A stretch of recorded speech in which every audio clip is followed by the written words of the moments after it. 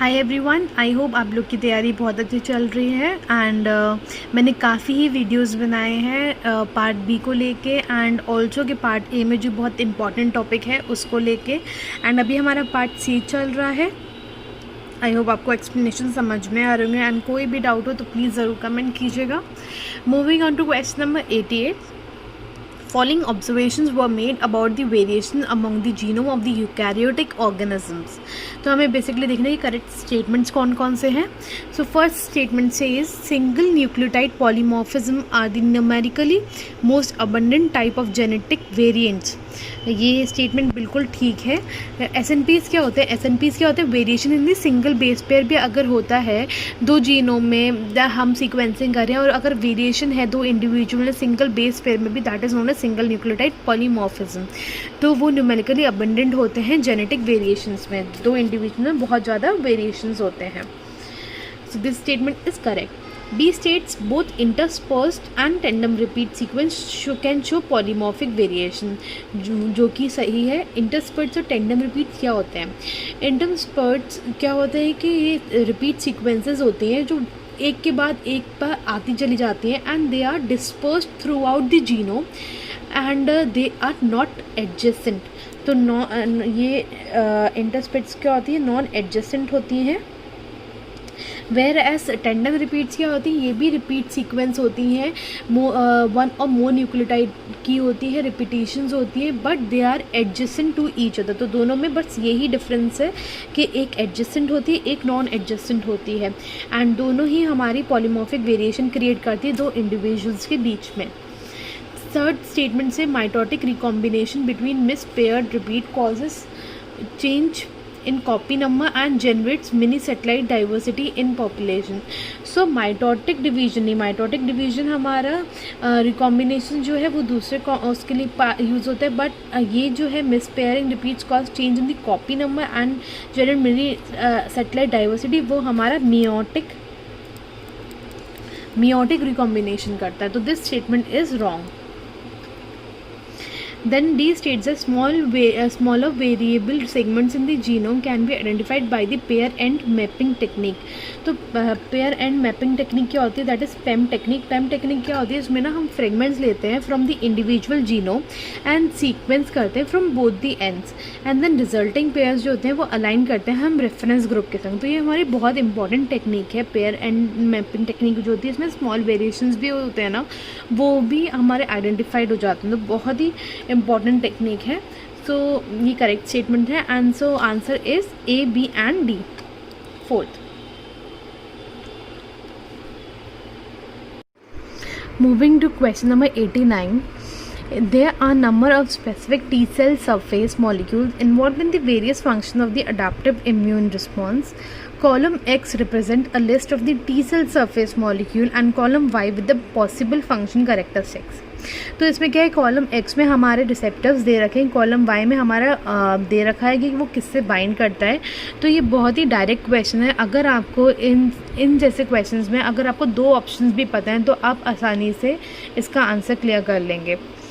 तो ये इसमें कुछ भी गैस वर्क नहीं चलेगा। अगर आपको दो आंसर्स भी पता हैं इसमें चार ऑप्शंस में से, तो आप आसानी से निकाल लेंगे। For example T cell receptor cells क्या होते हैं? ये हमें पता है कि टी सेल रिसेप्टर सेल्स होते हैं, उसमें दो चेन्स होती है पॉलीपेप्टाइड अल्फा बीटा एंड कहीं कहीं गामा एंड थीटा भी होती हैं। तो ए का क्या हुआ?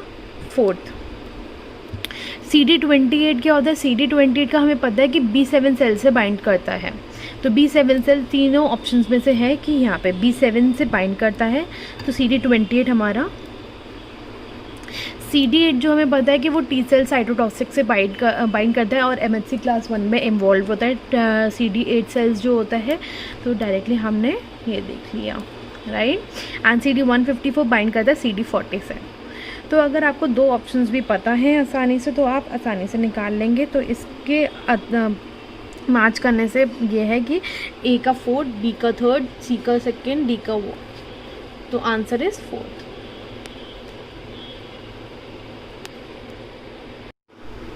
Moving on to question number 90। In an experiment, it was observed that a protein was upregulated in the cancer tissues compared to the control tissues that showed correlation with the disease progression. following are the few possibilities which can explain the above observations. A mutation could be located in the 3' of the corresponding mRNA at a miRNA binding site.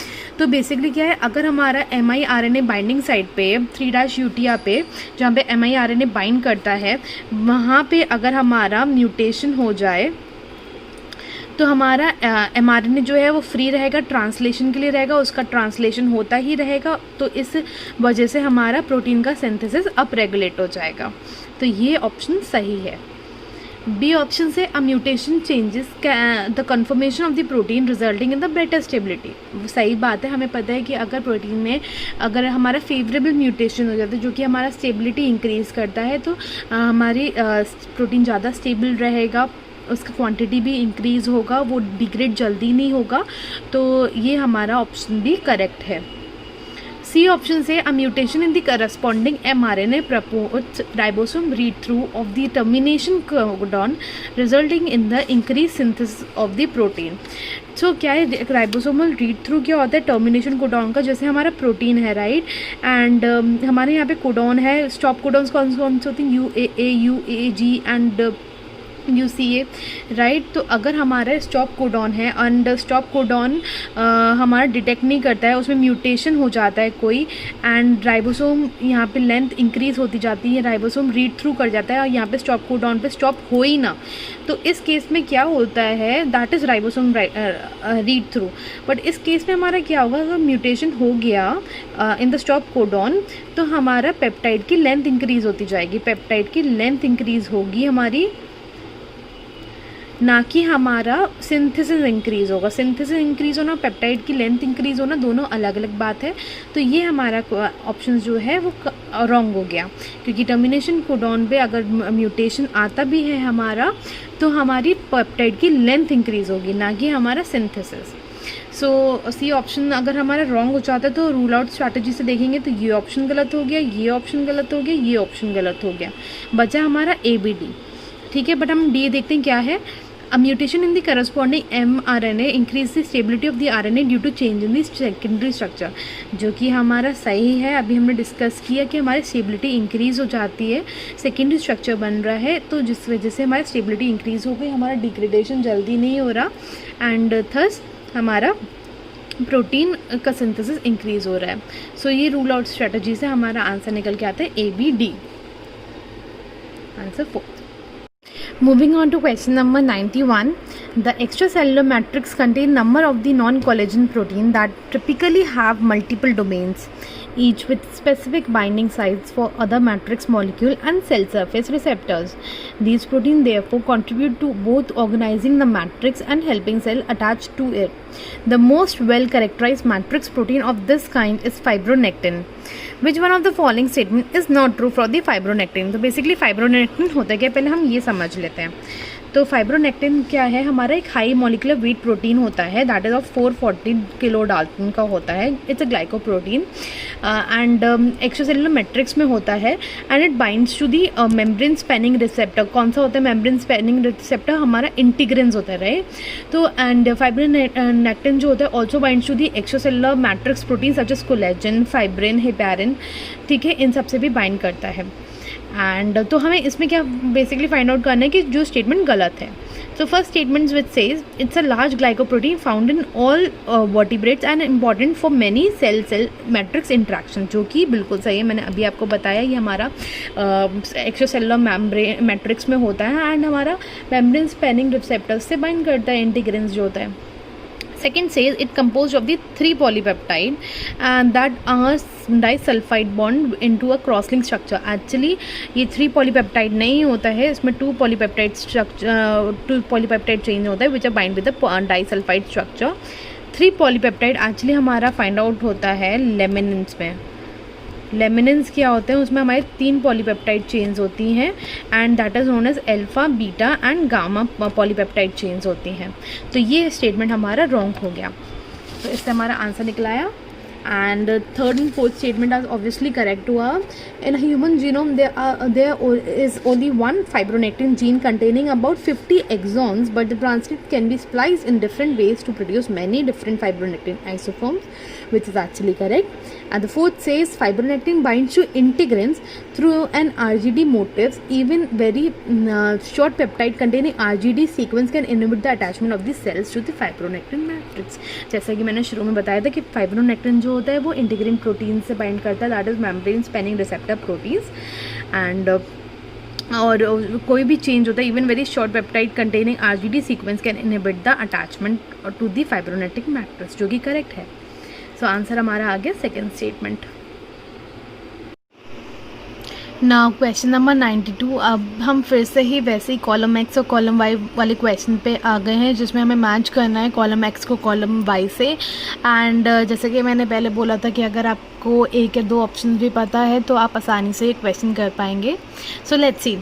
सबसे पहले है asialoglycoprotein receptor, transferrin receptor and the steroid receptor. इसमें easy सबसे मुझे steroid receptor लगा, जो कि मुझे पता है कि इंट्रासेलुलर हाई एफिनिटी रिसेप्टर होता है, जो हमारा लिगेंड से बाइंड करने के बाद ट्रांसक्रिप्शन फैक्टर की तरह एक्ट करता है and it's bind to the DNA. तो हमारा सी का क्या है, फर्स्ट है. Then what is a transferrin protein. Transferrin receptor क्या होता है, हमें ये पता है कि वो एक्स्ट्रासेलुलर रिसेप्टर होता है एंड वो हमारा आयरन से बाइंड करता है. Then it is taken inside by the endocytosis होता है उसमें हमारा. And then extracellular receptor which upon binding with the ligand is subjected to the endocytosis, and then receptor ligand complex जो होता है वो accumulate करता है acidic environment में, and then it is deliver the cargo. ये outside the cell हमारा deliver कर देता है cell membrane. And then receptor ligand complex ये हमारा इंपॉर्टेंट है, वो रिसाइकिल बैक होता है to the cell surface and the ligand dissociate करता है. फिर हमारा जो होता है ट्रांसफेरिन रिसेप्टर वापस जाता है, देन आयरन से बाइंड करता है, एंड देन हमारा फिर से एंडोसाइटोसिस होता है. तो ट्रांसफेरिन जो होता है दैट इज़ दिस, ठीक है. एंड एसिलोग्लाइकोप्रोटीन रिसेप्टर भी हमारा एक्स्ट्रासेलुलर रिसेप्टर ही होता है, जो हमारा लिगेंड से बाइंड करेगा, देन एंडोसाइटोसिस होगा, एसिडिक इन्वायरमेंट में बाइंड करेगा, लिगेंड डिसोसिएट होगा, ट्रांसफ़र करेगा. बस इसमें और हमारा ट्रांसफेरिन रिसेप्टर में ये डिफरेंस होता है. इसमें हमारा रिसेप्टर लिगेंड कॉम्प्लेक्स वापस रिसाइकिल होता है, इसमें सिर्फ और सिर्फ हमारा रिसेप्टर ही रिसाइकिल होता है, ठीक है. ये बहुत इंपॉर्टेंट है, ये आप प्लीज़ ज़रूर ध्यान दीजिएगा. सो इस तरीके से हमारा आंसर जो निकला है दैट इज़ सी. सी का ऑप्शन नंबर 1, बी का सेकंड एंड ए का थर्ड.